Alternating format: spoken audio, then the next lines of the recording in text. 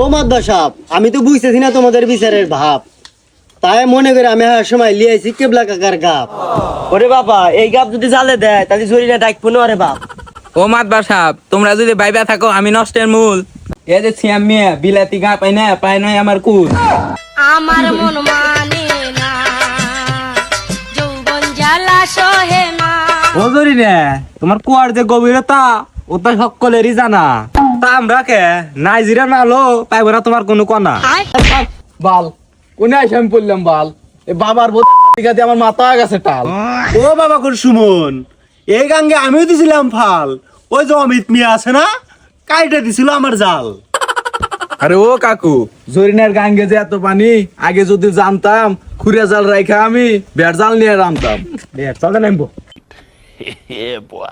ও মাতবার সাহেব, হেনে হইতেছে পরকিয়া সালিশ। ওই বাবা কো সুমন হেনে খুইরা জাল আর বেড় জাল কোনে আইলো? আইডি কার্ড হইছে না, লুক করে অনেক হার থাক, এটা তোর বোঝা লাগবে না, বুঝবি না তুই। ও হাসান মিয়া, এই কি বিচার করবে করো দেই। বিচার কি করমু বারা, আমি নিজেই তো ওই 12 বাতারি মাগির কাছে ধরা। তুই আর কি শুনতেছিস রে বাড়া? আমি আর কি শুনবো বাড়া, তোমাকে মাতবার করে যে সাইজ নিজে করে গার মারা সারা। ও আর জুমিয়া, আমরা দুইজন তো জোরনের কাছে ধরা, তুমি একটু বিচারটা করো না একটু বাড়া। আমি আর কি করবো বাড়া, ধরে নেক দেখে আমার নিজেরই হয়ে গেছে খারা। ও মাতবার সাহেব, আমার যতদিন হবে না বিয়া আমি কইরা দাম পরকিয়া। যেই দিন আসবে আর জমিয়া ঢাকা থেকে বাড়ি, সেই দিনই চালাবো আর জমিয়ার গাড়ি। আর কাউরে খাইতে দেব না আমার পুকুরের পানি।